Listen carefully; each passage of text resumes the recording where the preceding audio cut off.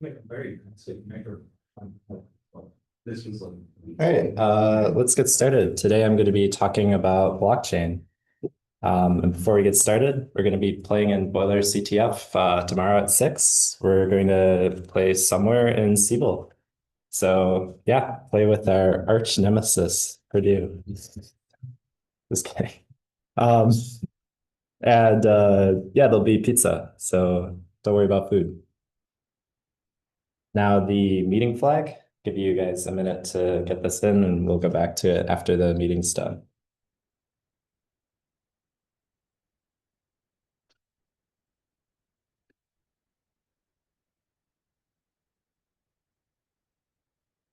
Okay. If you didn't get it in yet, we'll come back, so don't worry about that.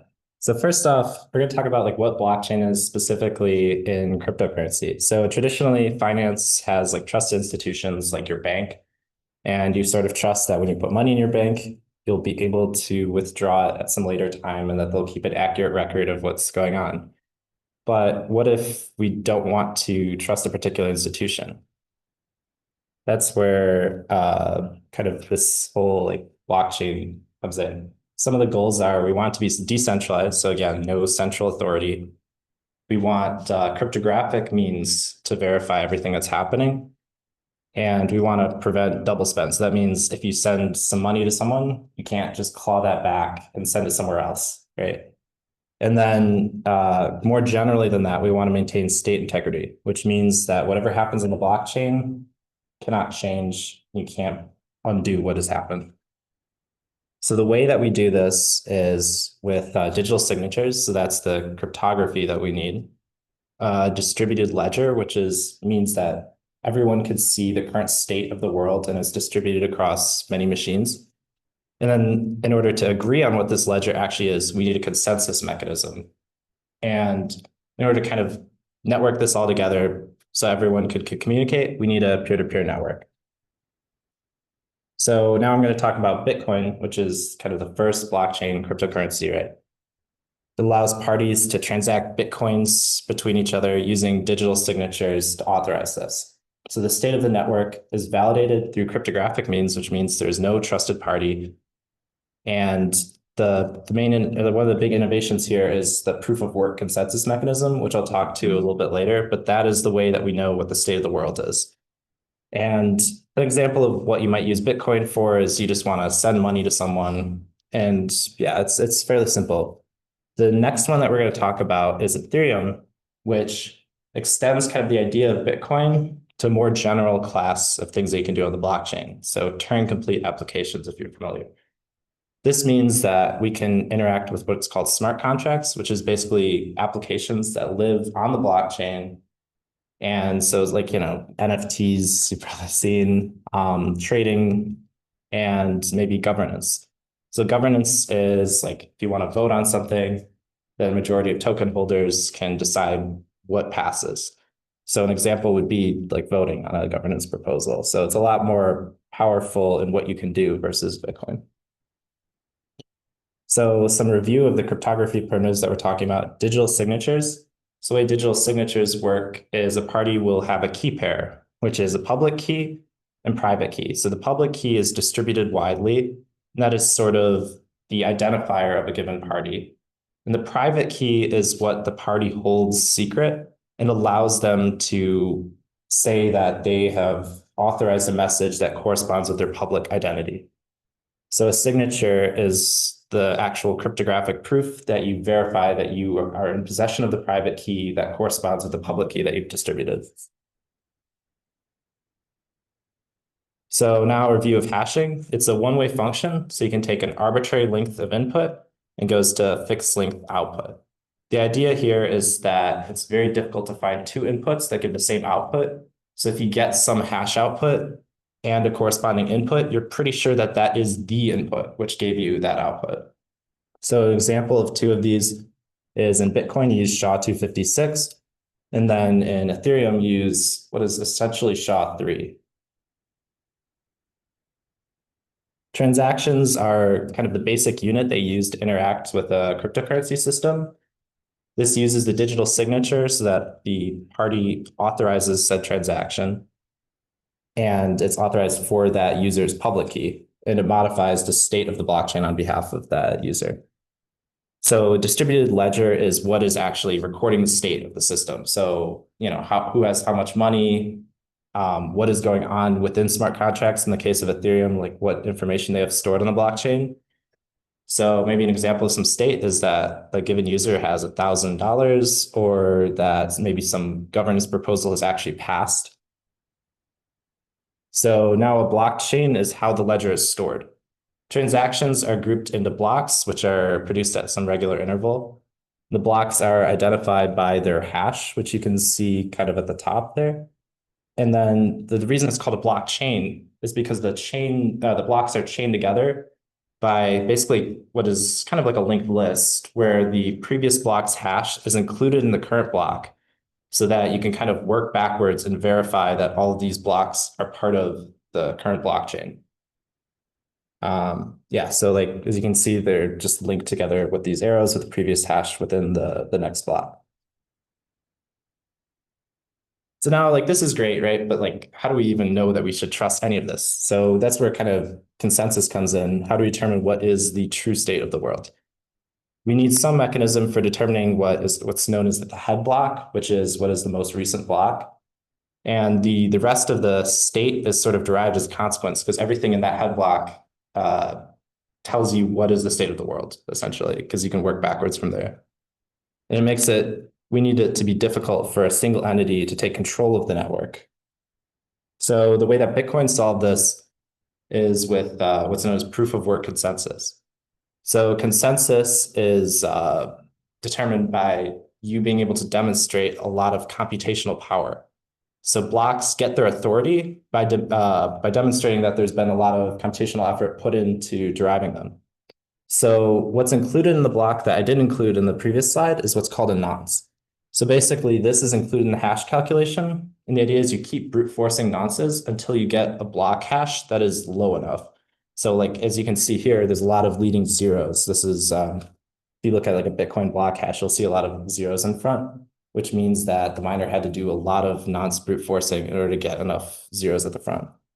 So this means that it requires a lot of computational power because, as I said, hashing is one way. So it's just brute force. You can't really do better than that.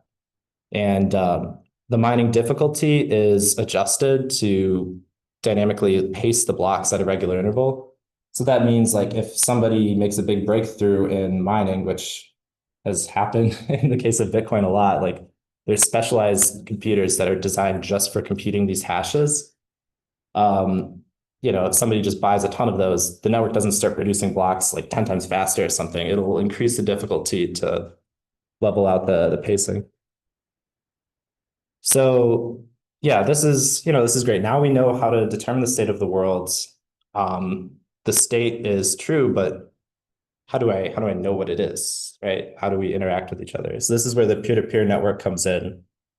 Participants are going to find each other through what's called discovery protocols. Basically, you announce, I'm at this IP address, and this is what I support, and then you'll maintain a hash table that's sort of distributed, and everyone will be able to look into that table to find other nodes.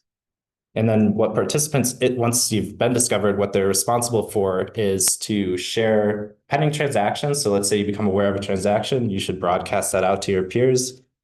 If you're mining, you should gather all the pending transactions together as you form a block. And then you're, again, mining that nonce for the proof of work verification. And when you successfully find this proof of work, you'll broadcast the new block.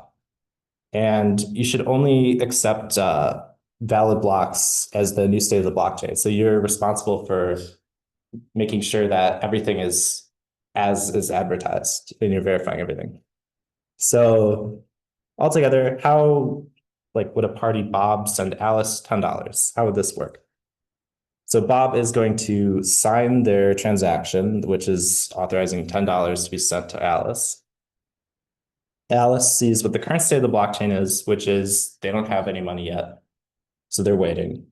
So what Bob will do is they'll send it off to the network. The miner will collect this into the block that they're currently mining, which also has some other transactions in it. Then after the miner has found the nonce, they will broadcast the block, and then Alice will be able to authorize it or be able to tell that this block is valid and authentic, and they'll see that they now have this $10. So one attack on this is that if an attacker has the majority of the network's hash power, that means that they can actually reliably produce blocks more quickly than everyone else on the network.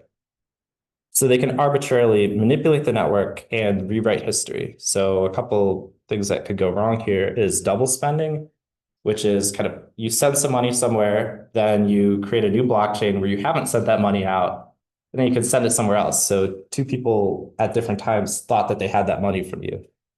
Another thing you can do, which is basically a more general form of this, is if there's a transaction that was unfavorable that happened in the past, you can rewrite history to get rid of it. So typically regular mining incentives would mean that you won't get profit from doing this because if somebody did like a 51% attack against the cryptocurrency, whatever cryptocurrency you gained would be worth much less. And it's also very expensive to execute this. Why is it expensive to execute? Is it because of just raw computing power that is required? So like a whole set of infrastructure that you need like GPUs and stuff to get this going? Yeah, like in the case of Bitcoin, I don't remember the exact metric, but it's an insane amount of power is put into this. So it is extremely infeasible to be able to actually buy all that computational power. So for your average Joe, basically, this doesn't really seem like something you want to do if you want to make money. It's more a power move, if anything. And you could do it if you can pull together enough resources. That's kind of how to summarize that. Yeah, and I'll actually talk about a couple of historical examples here. So on like the big currencies, this is unlikely to occur, but there are two historical examples. So in one case, there's somewhere between 17 and $18 million of Bitcoin gold at the time was like double spent by targeting cryptocurrency exchanges. So that means you'd send the money to the exchange, you could cash out in like actual dollars at the exchange, you claw that money back and do it again. So also Ethereum Classic had multiple attacks because miners moved on from Ethereum Classic because of the hard fork. And that meant it was actually not too expensive to do this attack. So one way that makes this more accessible is there's like a service called NiceHash where a lot of miners will offer their hash power for hire, basically. So that means you don't have to necessarily own the infrastructure yourself. You can just rent it out. So that means it makes it more important to have mining incentives that incentivize honest mining. So that means for instance, like when you mine a block, you get money for doing that. And you also get some of the transaction fees that occurred in that block. So if that outweighs the amount of money that you get by maliciously mining the chain, then there's no economic incentive. So now I'm going to give an example. So a party A wants to claw back money from B, who's the victim, in order to use it elsewhere. So then the method that we're going to use is if you have a hash power advantage to create a new chain by censoring that transaction where you've sent the money from yourself to the victim. So this is kind of the normal case. You send $5 from A to B. Eventually, party B will see that this transaction is in the blockchain and it's been confirmed for a while. So they're like, okay, yeah, we have this money. It's like kind of settled history that this is done. Except in private, what we've been doing is we've been mining a new blockchain more quickly than the true network. So this is maybe what it looked like before, but actually we don't want to include the spend. So we're going to create a new blockchain, maybe with other transactions. But the important part is that we don't include the transaction where we've sent money from A to B. So we'll just exclude that from the new block that we've mined. We mine a bunch more blocks by just having more computational power than everyone else. And then once we broadcast this new private blockchain, so this new head block, the network is going to see that we have more authority because we've had more hash power. So it'll actually accept this as being the true state of the world, except now the new true state of the world doesn't include the money that we sent from A to B. So we've clawed back the money that the victim thought was theirs. A different kind of attack is now we're going to move to the peer-to-peer network itself. So it's called a Siebel attack, and it's pronounced that, but we're essentially exploiting the peer-to-peer network by creating many identities, but we're in control of them. So without proper controls, this will allow an attacker to gain a disproportionate control over the network.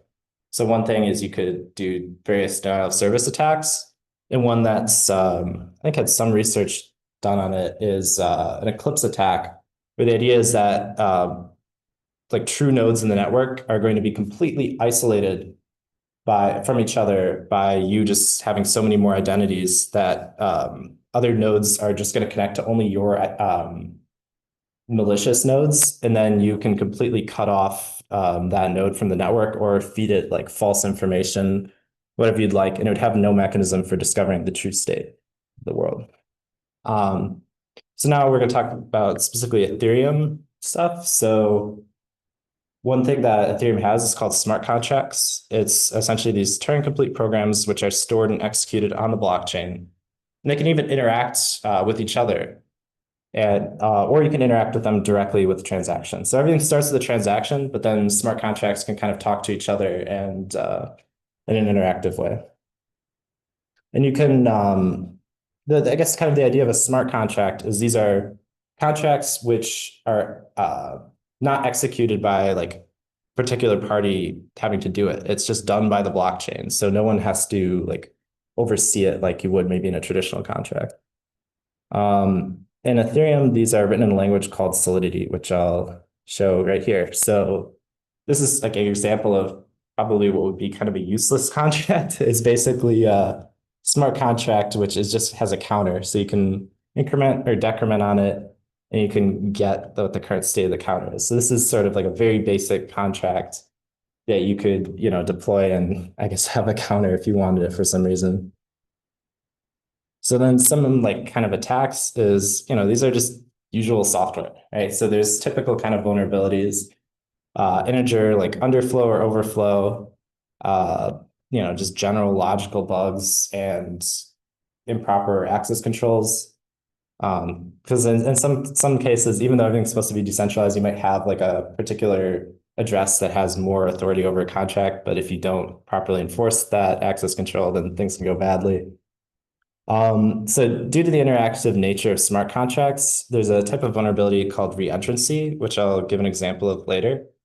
And basically what happens is an attacking contract can unexpectedly re-enter the victim contract after regaining execution flow from the victim contract calling into it. And then once kind of the big lesson here is blockchain's immutable, right? So once your contract's exploited, you can't undo the damage. So this is why smart contract security is really important, because it's not like, oh, we can apply a patch, everything's good again, we'll undo the damage. Like, no, it's done. So in this case, we're going to talk about kind of an attacker contract that wants to exploit this vulnerable bank. So what we'll do is the attacker contract will first invoke the withdraw method on this bank. It will look up the attack contract's balance in this bank. It'll make sure that it is more than 0, which it is right now because it's 100. Then we have val is 100. We'll send, this is basically calling into the attacker contract along with sending some money to it. So what it'll do is it'll send that 100 off to the attacker contract. But also because it's a call, we've given it execution flow again. So now that we have execution flow, these won't be executed just yet, these lines. Instead, we get to control the execution. So we'll call into withdraw again. Then, because we haven't updated balances yet, it's still at 100, we'll pass, and it will send it again. So we could actually keep repeating this recursively to repeatedly gain money from the victim bank contract because it hasn't decreased our balance yet. And we get execution flow again to keep calling withdraw. Let's unpack that in a second. So if you guys look up a reentrancy attack, OWASP will tell you the reason why we, and I'm going to make the connect the dots here, have the ability to keep invoking the withdraw method is because something in its state is not being updated, right? So one contract or is an execution that relies on another execution to take place. Is that about right? Yeah, well, I guess we haven't like, there's no lock here that'll lock out because I've seen this in some contracts where they'll just like, if the method is entered but not exited, it'll like have a lock, so it won't allow you to enter again. I guess the kind of the takeaway is that our contract isn't ready to be like executed again, right? So this is like even like a general kind of software thing where like, like with concurrency or something like that, if your method isn't safe against concurrent executions, you'll run into inconsistency. So yeah, I mean, I guess the big issue is that we've gotten execution flow again.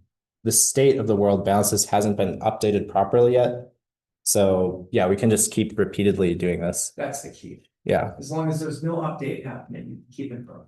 Yeah, like so for instance, balances equals 0. This would be everything would be okay if we moved it one like 2 lines earlier, right? Yeah. So Sure. so a historical example that was actually pretty important, which is why Ethereum Classic was even created, was 2016. There was something called the DAO that was exploited for 3.6 million Ethereum in a reentrancy attack. So this is kind of where the hard fork came in, which means that the Ethereum community decided that they would revert the losses, which is kind of goes against the principles of blockchain, right? Because it's supposed to be immutable. But they decided that this loss was so catastrophic that they would actually rewrite history, get rid of the attacker's funds. But then some people disagreed with this, and hence there was like the Ethereum Classic that got created, but nobody really cares about that too much anymore. So then here's like some tools that you can use. Etherscan allows you to see kind of the state of the blockchain from your browser. So also like if you're doing OSINT, this is a pretty good tool. Remix is a tool that is kind of like a web IDE for doing Ethereum development stuff. And you can use that to do one of our challenges without having to get like a bunch of local stuff set up. And MetaMask is kind of a browser extension that will allow you to manage all of your wallets. So also one thing that's kind of nice for doing these challenges is it'll integrate with Remix. So that means that you can send your transactions to real blockchains or testnets, just all in your browser. So here's some like learning resources. So the Ethereum docs and white paper give you like kind of like what is really going on under the hood of Ethereum. And then you can also learn about specifically the Ethereum virtual machine, which is the kind of the bytecode of smart contracts. This is what they compile down to and is actually run on Ethereum. And then if you're actually trying to write smart contracts, you probably don't want to write bytecode. So you learn Solidity from the docs. These are some of the upcoming meetings. So Friday, Boiler CTF. And then Sunday, we'll be talking about passkeys. This is the meeting plan again.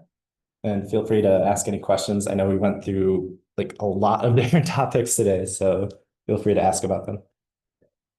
Can we go back to the Sybil attack? Sure. Okay. So I want to unpack that one again a little bit too. Yeah. If you're exploiting a peer-to-peer network,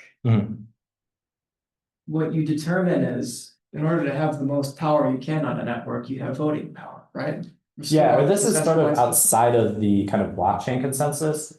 It's because there's like a mechanism different than like kind of our state consensus mechanism that we need in order to actually distribute the state.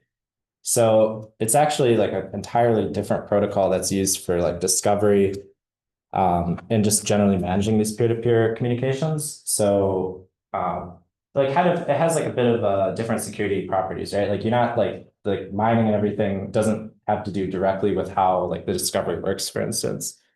So the idea is that in some senses is less secure, like I guess like there's no like, cryptographic security over the like peer-to-peer network in the same way as like the blockchain consensus mechanisms. So that's what makes it kind of a softer target because there's not much standing in the way of you creating a bunch of identities on the network. It's not like you need like a bunch of hash power. Although, well, technically like Ethereum does implement something like that, but it's not really that robust. So that's what I want to touch on because you just covered it right there at the very end. When you said they can create multiple identities, that's how you gain disproportionate power. Yeah. And why is that allowed to happen? Why can't you create numerous fake identities? Yeah, it's because there's not really much resistance to creating an identity because generating like a key pair is essentially free.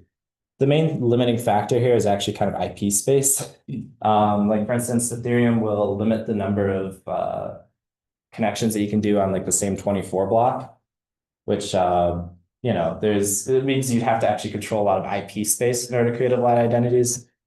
But that's not really the same thing as like, having a ton of like GPUs mining for you or something like that. So it's a little bit the security model is a little different. It's like, in my opinion, a little bit more dodgy, like because like I think also there's a lot of other mechanisms. Like for instance, it'll favor long running nodes over short running nodes to connect to.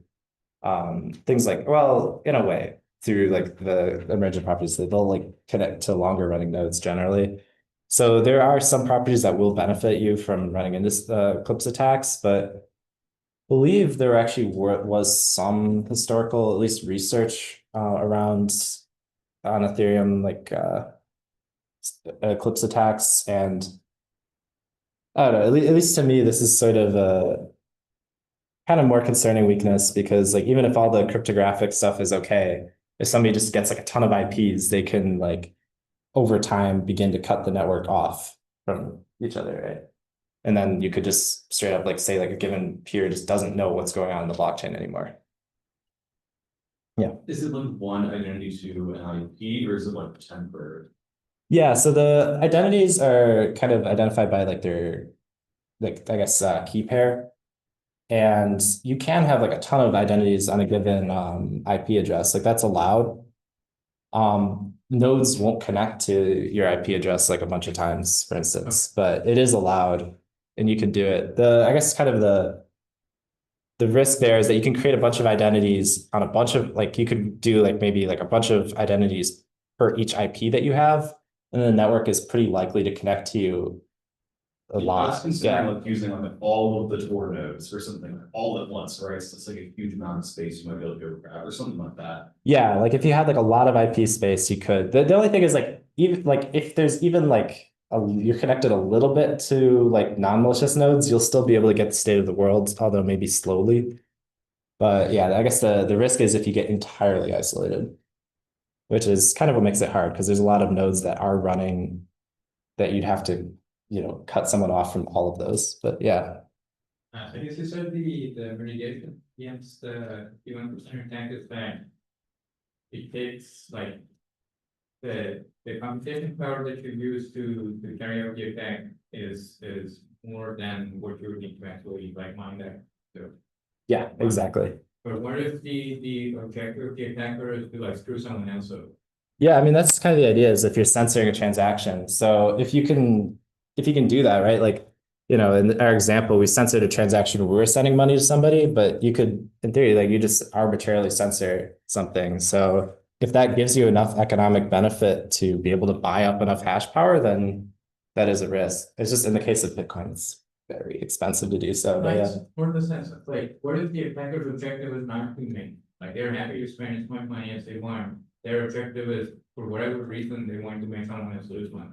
I mean, yeah, that could be a risk, right? It just depends like how difficult it is to execute versus how much resources they can get access to. So like what could be a good mitigation against something like this? It's just kind of like the mining incentives, really, just to make sure that there is a lot of hash power that's not on your side, essentially. Gotcha.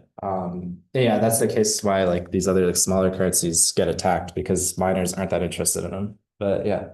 The isolation thing wouldn't be very easy for nation states to cut off their own network. Yeah, it could be.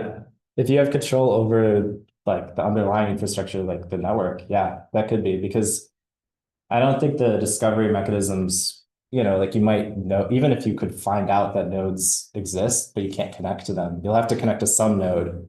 And if the only nodes that you're given access to through like maybe the nation state doing network filtering on you are malicious nodes, then you can't really do much anymore. Yeah.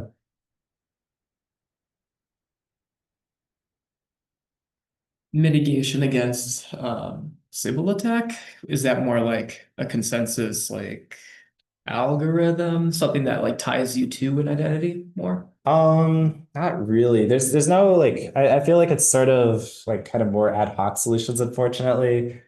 There's like some stuff where they'll try to connect to nodes that have like a particular similarity in their hash. But again, if you create just way more nodes than are in the network, you could get those. Yeah, it's kind of a lot of ad hoc stuff and like some assumptions on kind of the underlying capabilities of like your network, right? So like of like attacker on the network, like they limit you to like a certain number of they're like Ethereum client software will like limit you to connecting to a certain number of IPs from like a given IP range.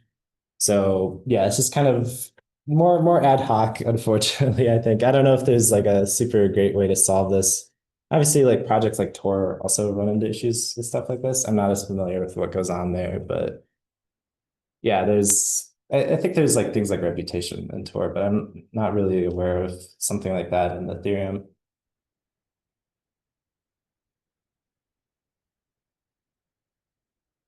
Because it almost seems like Tor nodes would be the one thing that really gets you to bypass all this too.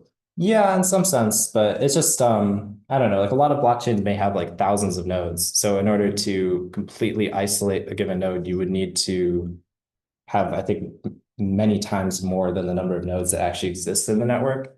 So getting access to like that many IPs can be kind of difficult.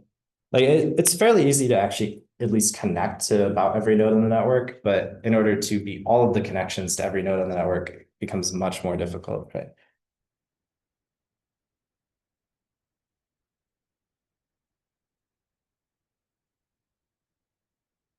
And I guess also the other thing about that is like probably you'd have to do this for kind of a long running amount of time because these nodes run for a long time. So it probably would become noticeable if like the discovery tables randomly like increased in size like 1,000 times or something. Like there's just that many more nodes on the network.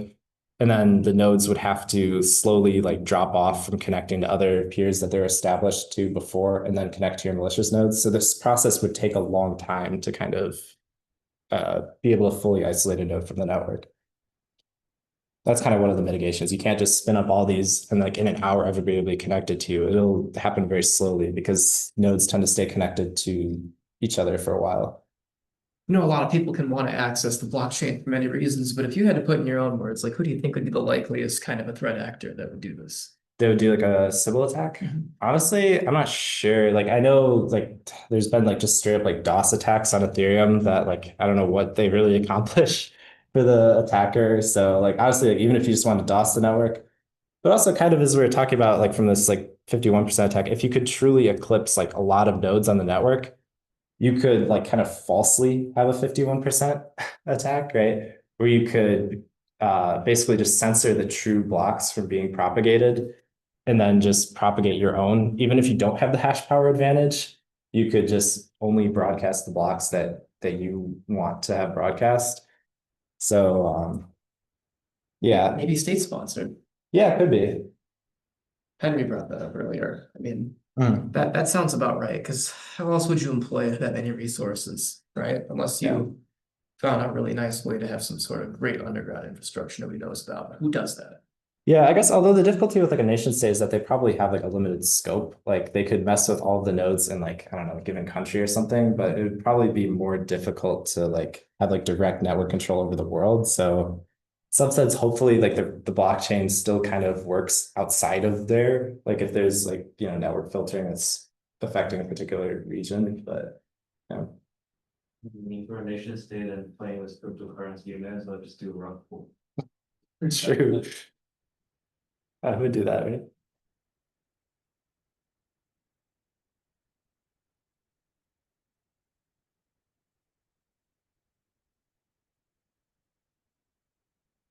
But yeah, there are also I guess actually I don't know if I have them posted here, but there are some challenges. I can do like a walkthrough of them after a little bit. Specifically, there's like a attack that's doing this reentrancy.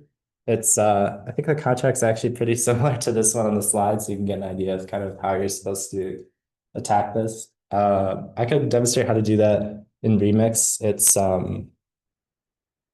yeah, I think Remix is probably like the easiest way to get this set up, but yeah. I have a question about solidity, because I've Sure. never personally worked with it. What would you say it's most similar to? JavaScript. Yeah, I think that's sort of one of the named inspirations for it is JavaScript. I'm trying to remember what other languages are kind of named. I would say it's like a little bit different than maybe any other language. But yeah, probably something like JavaScript or maybe a little bit like Go, at least in some of the syntax that they use. Yeah, I think that's probably like a good one to compare it to. I think it's compared to that a fair amount.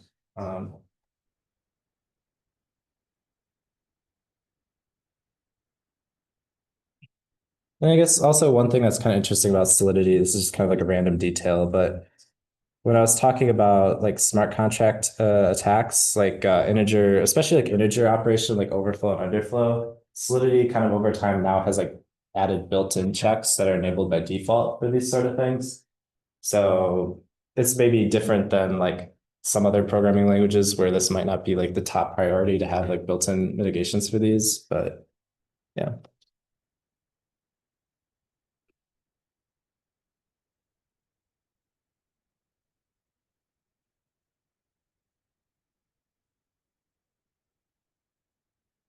I'm curious. Mhm. So it looks like this is acting as the bank where you can like withdraw and read. Yeah. Like, how is it actually sending it? How is it? Yeah, so this syntax is like a little bit obscure, but when you call in with a value, that call will actually send along with actually calling the like, transferring the execution flow, it will also transfer the amount of money that's in value.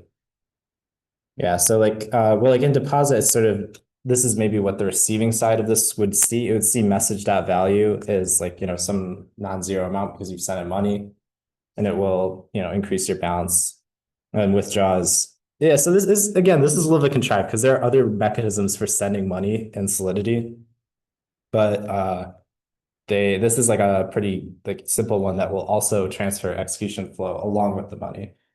Now, yeah, this one's pretty contrived, but there are other examples where contracts will maybe have like a callback function to the calling contract because that's useful for when smart contracts are interacting with each other to call up to some callback on the calling contract.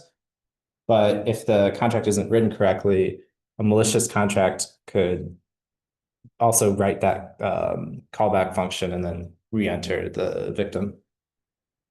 But yeah, so that's kind of like maybe like a more complicated but less contrived version of what's going on here, where we just are just calling like the contract and the fallback method. Yeah. Yeah, so you guys talked about like the contingency, where if it repeats itself, it won't allow it to re-access it. Yeah. But what if you like randomize the amount of money that is taken out? Would it still be able to like go under the radar of all that, or would it get locked out? I guess like what do you mean by like randomize the amount that you're withdrawing here? If it sees that 100 is being taken out, every single time it's going through that. But if you like set it to like a value of 2,500, 15, and it just cycles through that to like randomize the way it looks. Okay, wait. Are you also asking about if there exists any like detection of that kind of pattern? Yeah, that's a great question. Yeah, I guess probably there isn't really that sort of like behavioral detection because smart contracts actually are fairly simple. Usually, like executing code on the Ethereum virtual machine is somewhat expensive due to what's called gas, which is how you pay for execution on Ethereum. So generally, you want to make your contracts do as little, like especially storing state is expensive. So you want them to do as little as possible. So that sort of behavioral checks don't really happen in smart contracts. So it's usually pretty kind of simple what's going on. I guess to answer your question, I think the kind of more like correct mitigation here would just to be either like make this function not reentrant by some kind of like exclusion, like by like some kind of lock, or to, I mean, in this case, it's really simple, just to reorder where you set the state to 0. But yeah, there's probably some other advanced patterns. I don't do like really too much smart contract development, but there are other patterns for specifically, making your contract secure against reentrancy. But I think kind of like lock and then maybe just being really careful about where you update state are kind of like two simple ways to mitigate that. I mean, there are code implementations too. They call them reentry guards. Yeah, You know, the exactly. fancy word for just here's a way we think you should develop that code such that it may do a better job of preventing that kind of a reentry attack vulnerability, you know, from being exploited. But I keep thinking about your last question about detection behavioral patterns. That would be a nice research area for anybody to look into. Does anybody know of any of that going on too? Because I don't. What are we detecting? You're researching like behavioral detection of transactional like patterns on a blockchain network. Okay, so the thing to be careful about is it reasonable that like you could have reentrancy for legitimate reason? I mean, one idea is to just mark a function like animate a function like not re-enter dynamically there's total of like a incomplete execution branching, right? Like, that's just like all or nothing. So like that's interesting. What's reentry for a legitimate reason look like to you? Version.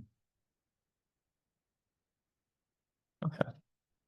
Yeah, I'm not sure if there's like a particular example I can think of immediately, but it doesn't seem like completely implausible to me that you could invoke the same behavior like multiple times. Like, I guess more of the Doesn't point, sound like why did the designers of this not make every function non-reinferent, like. yeah, actionable, right? you could do that. I think also a lot of this is maybe like it's probably a fair amount of awareness of this sort of vulnerability now, but like we go to kind of like the where's the history here? Yeah, like in 2016, smart contract security wasn't known that well. So that's where you run into contracts like the DAO, which had, I think, multiple vulnerabilities, but in particular, a reentrancy attack that allowed this.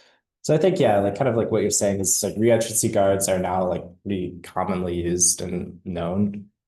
And also like smart contract auditing firms exist now, and there's like a lot of them that are pretty good at what they do. So stuff like this doesn't happen like at least in a simple way quite as much, but yeah.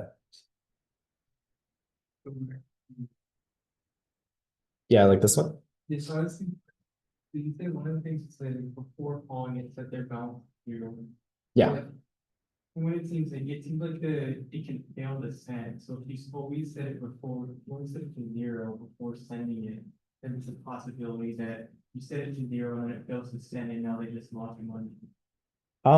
Yeah, actually that's a good point. If the like okay, so this assert here, it will fail the transaction.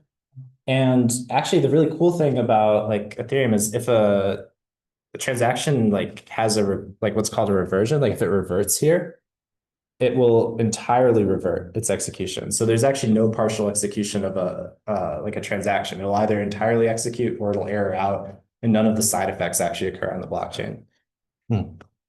Although I guess the one side effect is you will spend money for the computational power that you used in that reverted transaction. But yeah.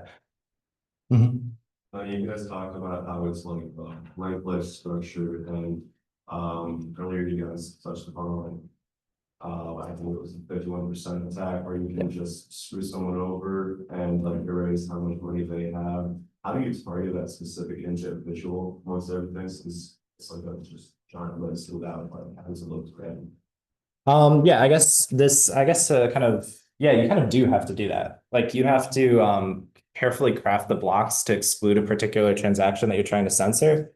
I mean, in some sense, you could just create a bunch of blocks that have like kind of like nonsense transactions that have nothing to do with the original chain. You can include most of the transactions as the original chain. Or yeah, but basically, yeah, you need to carefully craft a new blockchain with the desired property, in this case, not having this particular transaction included. So yeah, it does require some sophistication to perform, but yeah. Okay, so that sounds to me like a method of obfuscation, right? If you're creating a bunch of BS blocks that don't have anything to do with the transaction that's legitimate, then is that an effort to be less likely to be detected or Not really. to throw people off? It's just sort of like this depends how you want to construct your new malicious chain.